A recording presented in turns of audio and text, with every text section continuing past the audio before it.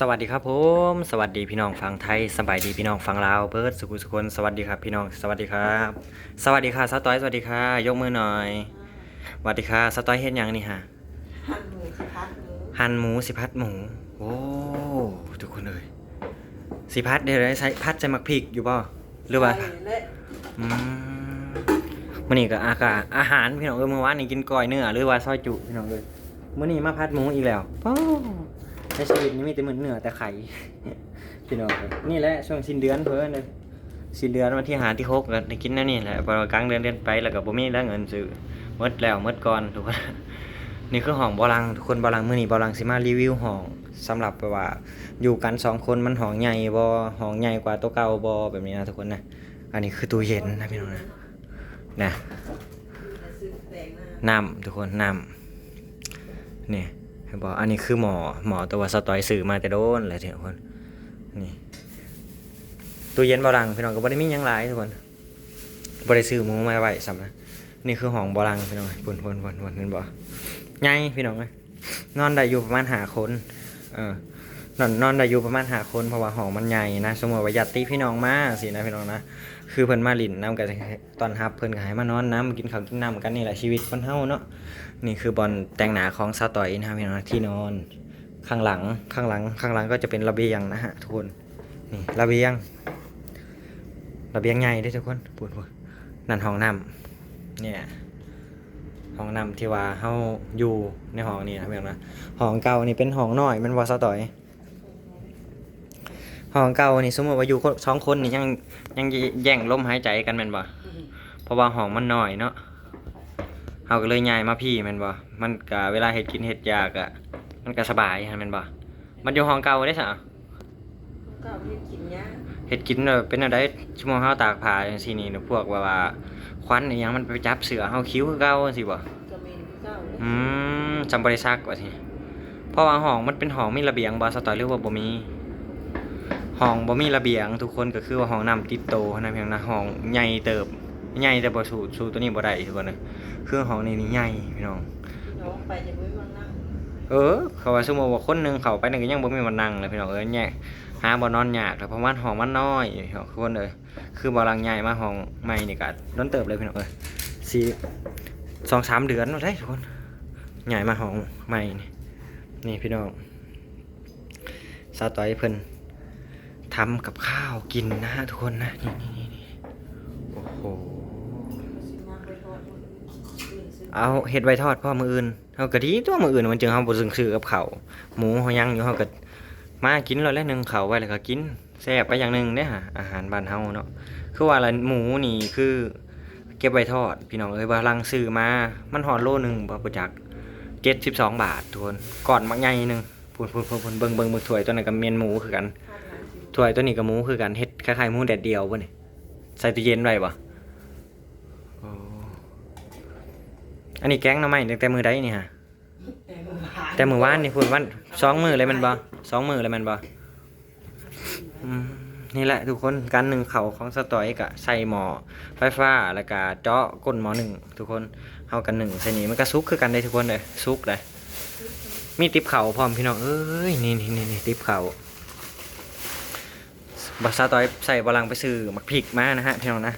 ซื้อมาแล้วก็พอดีเพิ่นสิเฮ็ดผัดหมู3 สั้นแบบว่า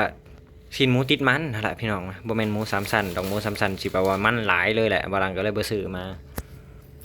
โอ้นี่เป็นจังไดเฮ็ดงานมื้อแรกเมื่อยบ่เมื่อยเอาเด้อหลายโอ้มื้อแรกออเดอร์หลายไผก็สร้างอ๋อมื้อแรกแม่นบ่หยุดงานหลายมื้อบ่ขี้คร้านเนี่ยบ่หยุดงานบ่อืมเฮ็ดก็พอเฮ็ดอยู่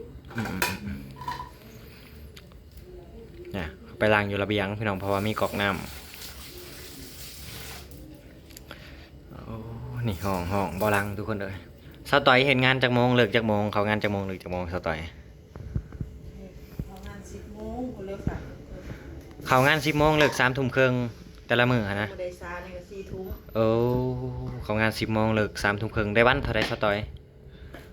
กว่าบาทได้วัน400 กว่าบาท450บ่โอ้450พี่น้องก็คือเดือนหนึ่งตีไปประมาณ 10,000 กว่า 12,000พี่น้องเอ้ย450ประมาณ12,000นี่แหละประมาณนี้แหละเดือนหนึง จ้ะ อืมก็คือสิ้นเดือนมาปุ๊บถ้าแกเพิ่นจ่ายปั๊บตรงเลยแม่นบ่ ฉันว่าสิ้นเดือนซ้ำใจ จ่ายก่อนแล้ว โอ้เฒ่าแก่คนไทยนี่เพิ่นคือว่าแฟร์กับลูกน้องแท้ว่าพี่น้องมาเพิ่นบ่คิดบ่ว่าสมมุติว่า ไม่นี่จ่ายเต็มที่สองเบา โอ้เขาสมมุติว่าเพิ่นบ่คิดบ่ว่าสมมุติว่าเฮา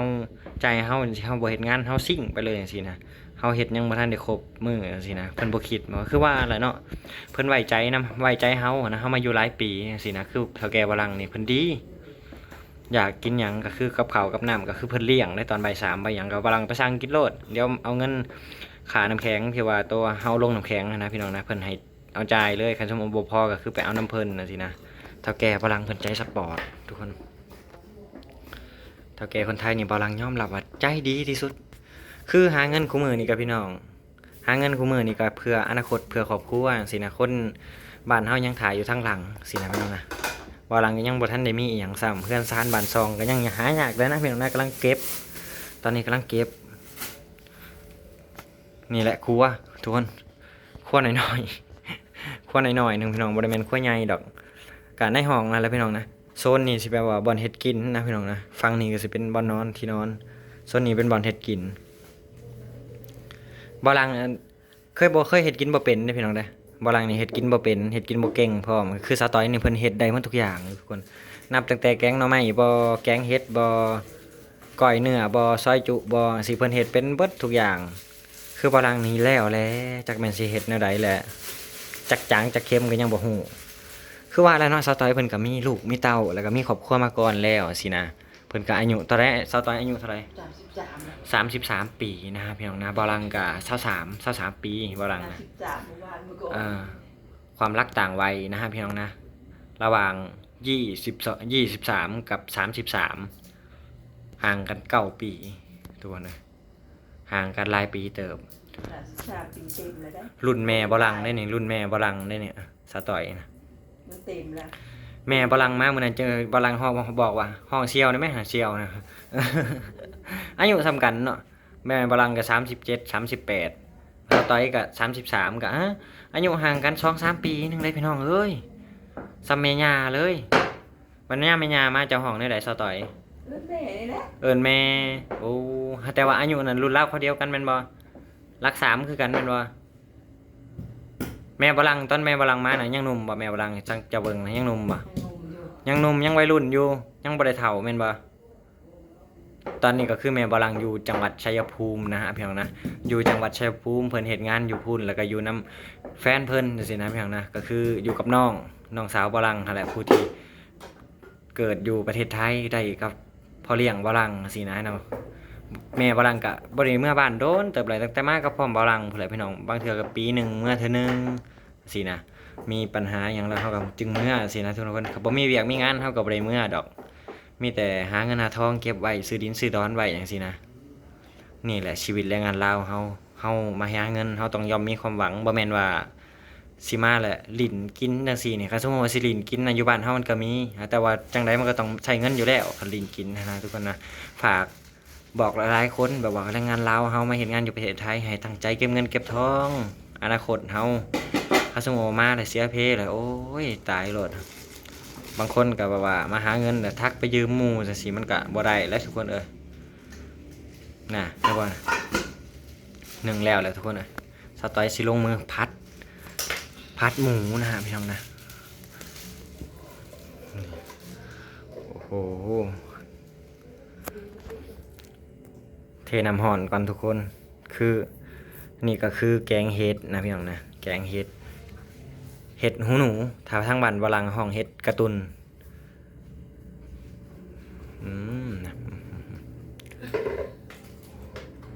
แนวแสบเลยแหละพี่น้องมื้อนี้จัดเลยกินกับข้าวเจ้ามันบ่สตอยบ่ได้กินกับข้าวเหนียวแล้ววะ โอ้ ให้กินข้าวเหนียว ใส่น้ำมันไปก่อนบัดนี้โอ้ยนี่แหละอาหารแรงบ่ลังมื้อนี้ทุกคนมาอาหารแรงบ่ลัง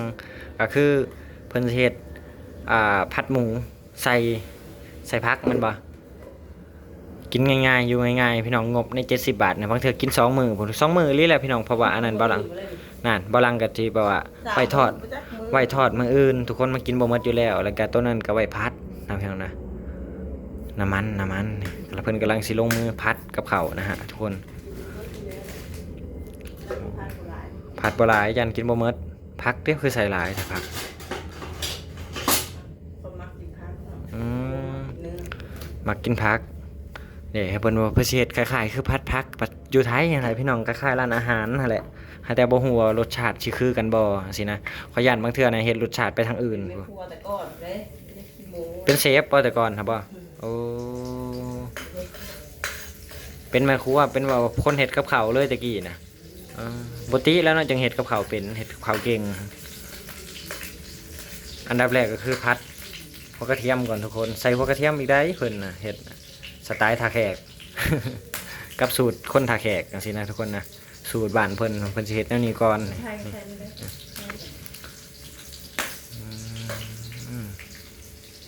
ใส่อยู่แบบ อาหารทุกคนอาหารกินแรงนี่พี่น้องหลังจากเลิกงานมาไม่เมื่อยสินะใช้ชีวิตแบบครอบครัวอยู่กับครอบครัวนี่สบายนะพี่น้อง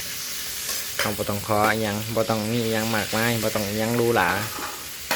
ใช้ชีวิตแบบพอเพียงสำนั้นก็พอใจแล้วทุกคนเลยผัดหมูเพิ่นเอาลงไปแล้วพี่น้องมา